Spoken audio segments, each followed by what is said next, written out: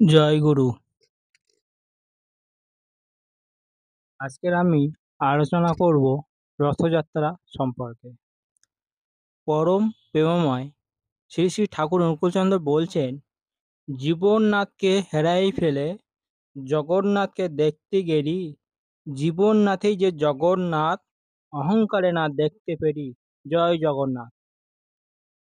শ্রী শ্রী ঠাকুর ছোটবেলা থেকে জগন্নাথের মূর্তি দেখছি, ভাবতাম কারিগর সব তৈরি করতে পারল, দুখানা হাত তৈরি করতে পারল না, এ কি রকম। কিন্তু পরে মানে বুঝলাম, ভগবানের হাত নেই।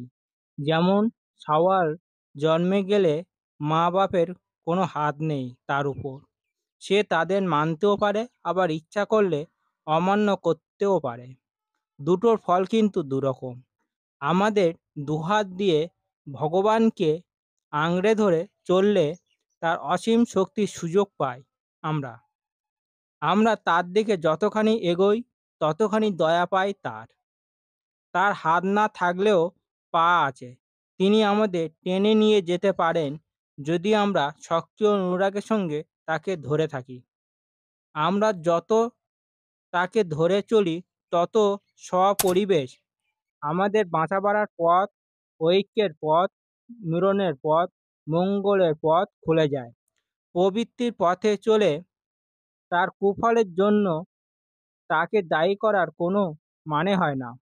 তবে আমরা যে কোনো অবস্থার মধ্যে পড়ি না কেন, তাকে ধরে তার মাঙ্গলিক নিয়ন্ত্রণের পথে এগোতে পারি। তিনি ধরলে ফায়দা কি তোর, তুই যদি তাই না ধরিস। তার প্রতি তোর নিপুণ চর্যায় করবে তোর কুশল জানিস। শ্রী শ্রী ঠাকুর পুরীতে জগন্নাথের মন্দিরে যদি যাও, তাহলে দেখতে পাবে জগন্নাথের হাত নেই।